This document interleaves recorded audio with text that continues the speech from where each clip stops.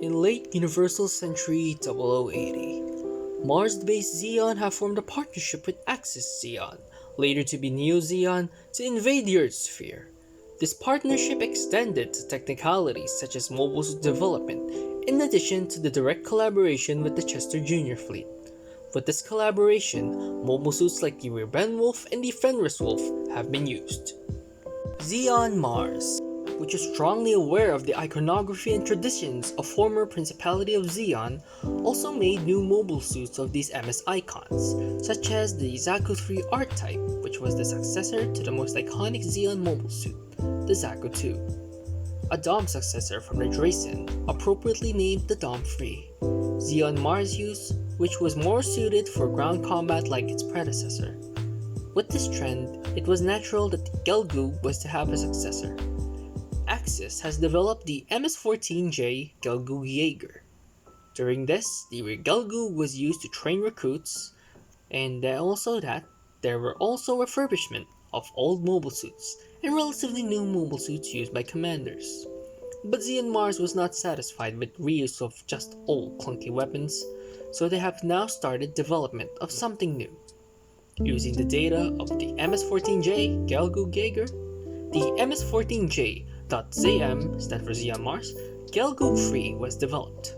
This was a high-end mobile suit, strictly for the use of ace pilots and commanders, like the previously mentioned Chester Junior fleet.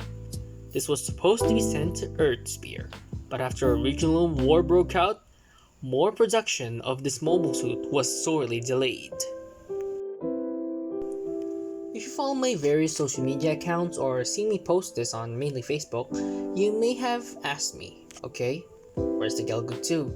Well, based on the rough translation I used earlier from the Dengeki Hobby site, apparently the supposed Gelgoog II stand-in was the Gelgoog J, which is, in my opinion, very fitting. If you look at the various parts from the Gelgoog J, it was probably inspired this in what inspired the Gelgoog III and what inspired the Sazabj.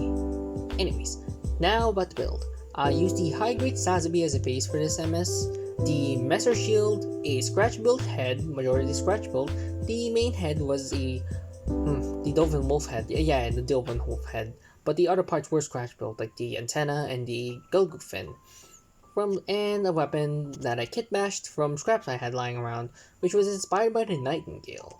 And the fuel tanks made from just ordinary syringes. You probably saw that on some Facebook groups, but yeah.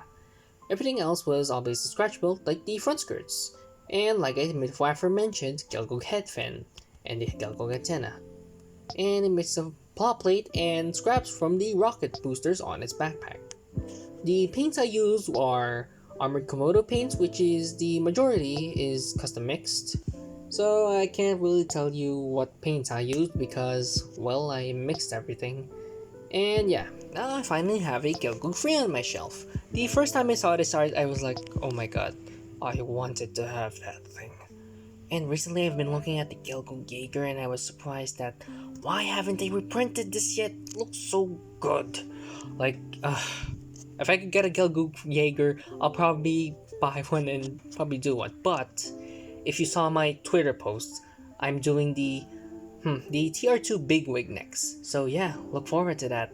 Follow me on Twitter and Instagram, which will be in the links in the description below. See you guys!